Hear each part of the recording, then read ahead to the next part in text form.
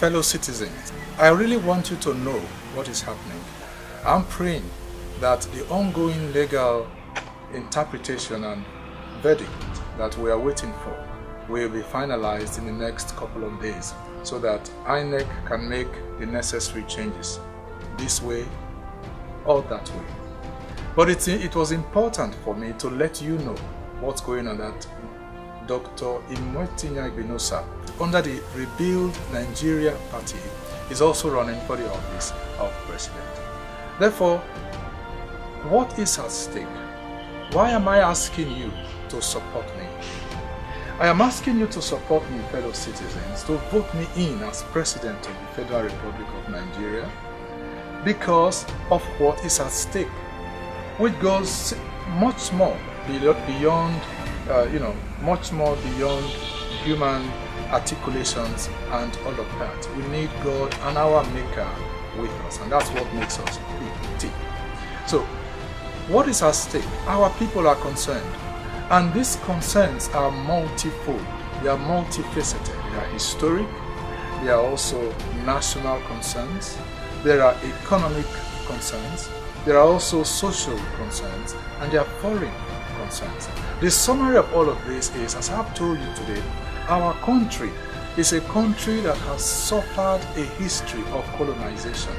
And, think about the period of slavery that went on and transited into the era of the colonial masters that ended in 1960. Think about, even now, the ongoing colonization that many members of the international community are decrying. They are warning us about this new economic colonization that is ongoing, that our leaders seem helpless. They appear to be helpless to take care of. But if you vote me in, I am saying to you that what makes us tick is our conviction that God and man is the only partnership that will work to reverse and resolve these many concerns that our people suffer. Just look at the work of his hands. You know he's the only one that succeeds. And as a people, we have ignored him. We have put him out of our national development to our own collective and individual detriment. Indeed, I can proudly say, if you allow me, that we are going to export to a nation, demonstrate to the whole world a model of good governance, this partnership between God and man, a model that will resolve conflicts and resolve concerns. In fact, I can tell you, I can prophesy, if you allow me, that development to be so rapid in Nigeria, the world will be astonished if we partner with our Maker. In other words, receive his instructions and obey them. And that's what makes us tick. That's what makes us different. Our response to our constitutional provisions, as I mentioned earlier, our national prayer in our anthem, as well as our pledge. So, what is at stake? Secondly, is what I call the Edom factor.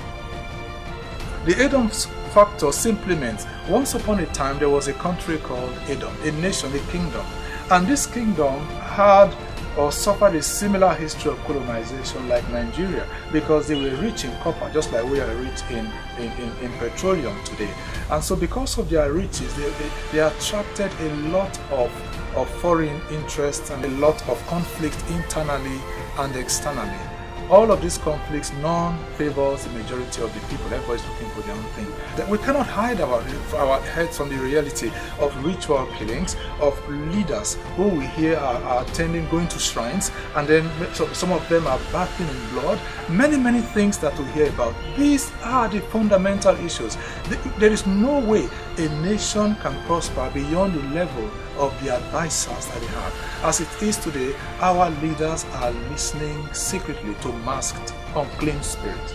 But with this government, we are going to change at the root. It is time to change at the root. And I'm not talking about the changes that previous administrations have been bringing that are, in the end, meaningless. I'm talking about changing the spirit of our environment. Changing the spirit of our environment simply means transiting from listening to devils or demons, masked or in any form, to listening to the Spirit of God.